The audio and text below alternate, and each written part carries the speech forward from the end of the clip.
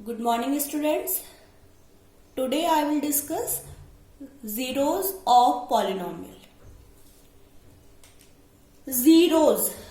Students, zeros. Zero इस word से क्या समझ में आ रहा है?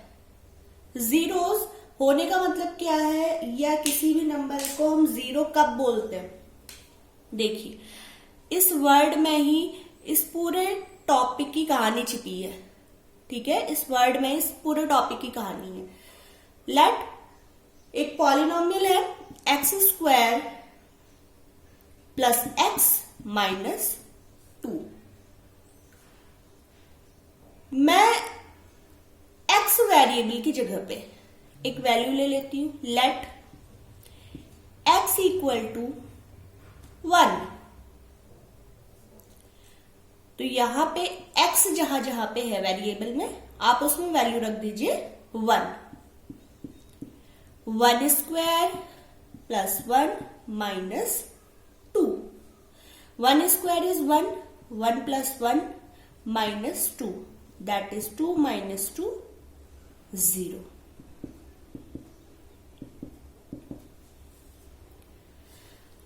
x की जगह पे जब मैं 1 वैल्यू रख रही हूं तो स्टूडेंट्स इस पूरा पॉलिनोमियल की वैल्यू हमें 0 मिल रही है.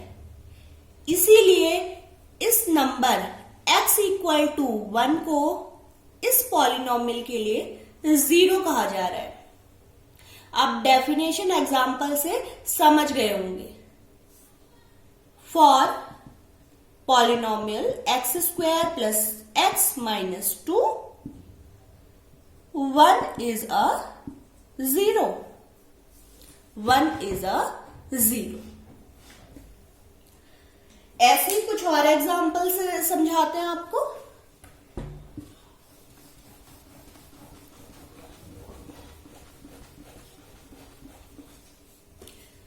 सपोज एक पॉलिनोमियल है 2x square plus x minus 3. ठीक, चलो आप क्यूबिक के एग्जाम्पल से समझ जाइए. क्यूबिक पॉलिनोमियल ले लेती हूं मैं x cube plus 2x square plus x minus 3. Let माना यहां पे x की वैल्यू 0 है. अब x की वैल्यू 0 होने पे मुझे क्या वैल्यू मिलती है देखते हैं. इस पॉलिनोमियल की 0 क्यूब प्लस यहां पे 2, x की जगह फिर 0 रख देंगे. 0 माइनस 3. 0 plus 2 multiply 0 0 minus 3. तो वैल्यू मिल रही है minus 3. That means x equal to 0 पर इस पूरे पॉलिनोमियल की वैल्यू हमें एक नॉन जीरो वैल्यू मिल रही है.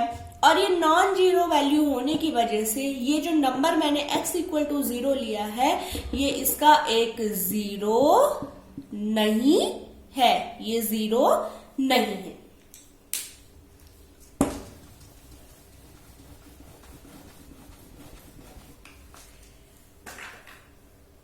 अब देखते हैं एक एग्जाम्पल और.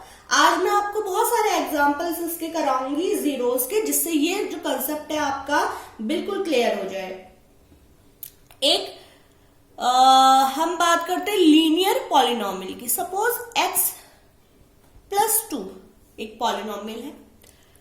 Late x equal to 0. फिर से 0 वैल्यू ले लेते हैं. देखते हैं पॉलिनोमियल की क्या वैल्यू आती है. यहां पे 0 प्लस 2 रख दिया मैंने. ठीक है, 0 प्लस 2 रख दिया तो वैल्यू मिली मुझे 2.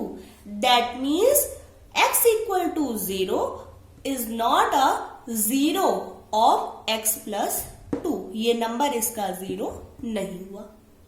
सेकेंड वैल्यू ले लेते हैं. Let x equal to 1. 1 value ले लेते हैं तो क्या आ जाएगा यहां पे स्टूडेंट्स. 1 plus 2 1 plus 2 3. अगेन मुझे कोई वैल्यू इसमें ऐसी नहीं नजर आ रही जिससे ये पूरा पॉलिनोमियल 0 हो जाए. That means x equal to 1 is not a 0. Let x equal to minus 1. Minus 1 value लेके देखते हैं तो माइनस 1 प्लस 2 x की जगह पे रख दिया तो मुझे वैल्यू मिल रही है +1. again x equal to -1 is not a zero for given polynomial. अब मैं एक वैल्यू और रख रही हूं x इक्वल टू -2. देखते हैं अब क्या होता है. इस लीनियर पॉलिनोमियल में मैंने x की जगह पे -2 रखा. -2 + 2 दैट इज 0. इसका मतलब students x equal to -2 is a 0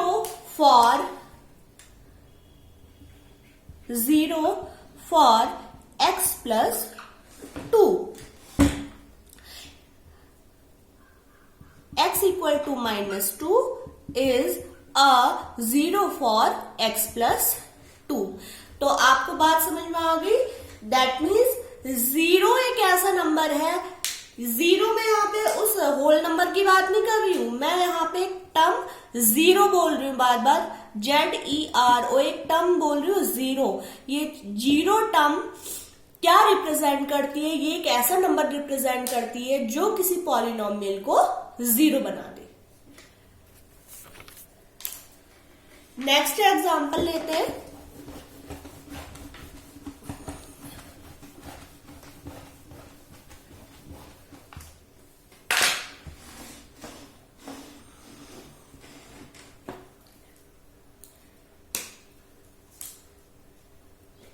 (5x²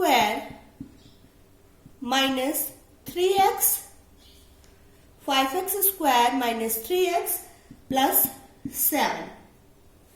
We have to check whether the given number is 0 for the polynomial or not. Check करते हैं. At x equal to 1. At x equal to 1. देखते हैं क्या हो जाता है इसमें पॉलिनोमियल में. हाँ, एक चीज और. किसी भी पॉलिनोमियल को आप रिप्रेजेंट कर सकते हैं p ऑफ x से. p ऑफ x से. p ऑफ x का मतलब क्या होता है स्टूडेंट? बहुत सारे स्टूडेंट जो भी मेरे पास क्लास 9 के या जो भी मेरे कांटेक्ट में उनका वो लोग सोचते कि p ऑफ x हो गया तो इसका मतलब, क्योंकि आपने अभी फंक्शन तो पढ़ा नहीं है ना. फंक्शन तो आप हायर क्लासेस में पढ़ेंगे. ये है p ऑफ x ना कि px. p ऑफ x का मतलब होता है student polynomial. The whole polynomial depends upon the variable of x. तो आप इसे px ना बोले या ना कि p मल्टीप्लाई x बोले. आप इसे बोलेंगे p of x. Polynomial, p for polynomial and p depends on the variable x.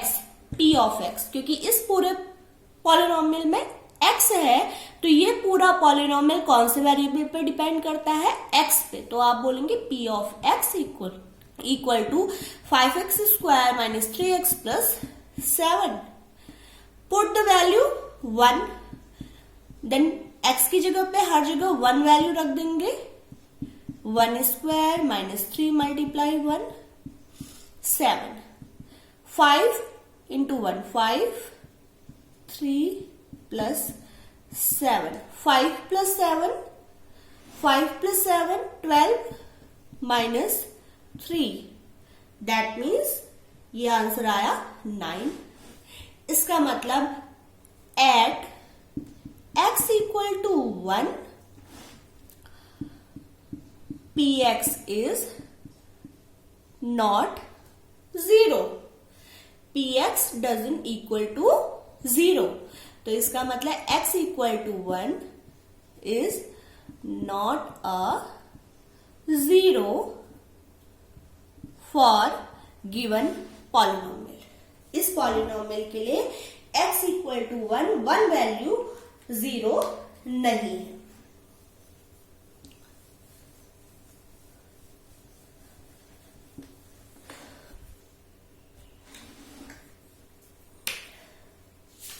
अब एक एग्जांपल लेते हैं स्टूडेंट्स. हाँ, एक चीज आपको समझाने के लिए बतानी थी कि सपोज एक लीनियर पॉलिनोमियल है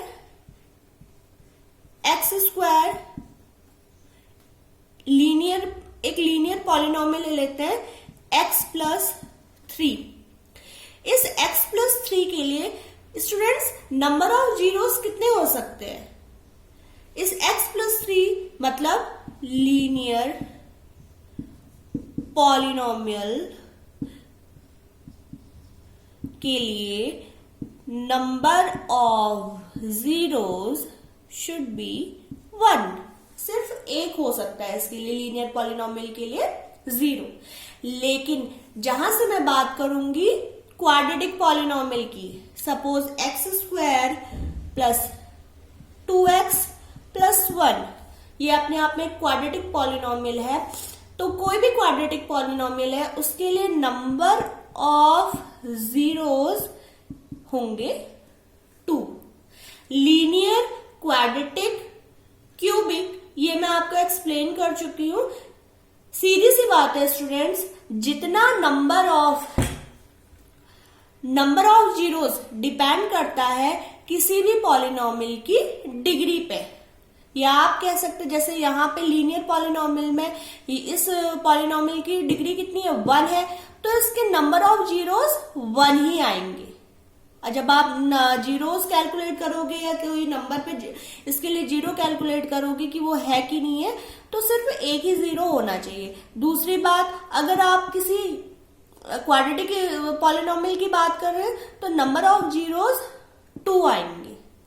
अगर आप बात कर रहे हैं किसी क्यूबिक पॉलिनोमियल की, किसी भी क्यूबिक पॉलिनोमियल का मतलब स्टूडेंट्स क्या होता है कि डिग्री क्या होनी चाहिए, 3 होनी चाहिए। तो यहाँ पे नंबर ऑफ जीरोस जब भी आप कैलकुलेट करोगे क्या आएंगे, 3 आएगा। स्टूडेंट्स आज के लिए इतना काफी है। नेक्स्ट में हम एक्सरसाइज करेंगे 2.2 और इसके अलावा कुछ और क्वेश्चंस भी अगर अदर बुक से होते हैं तो वो मैं आपको करवाऊंगी। Thank you.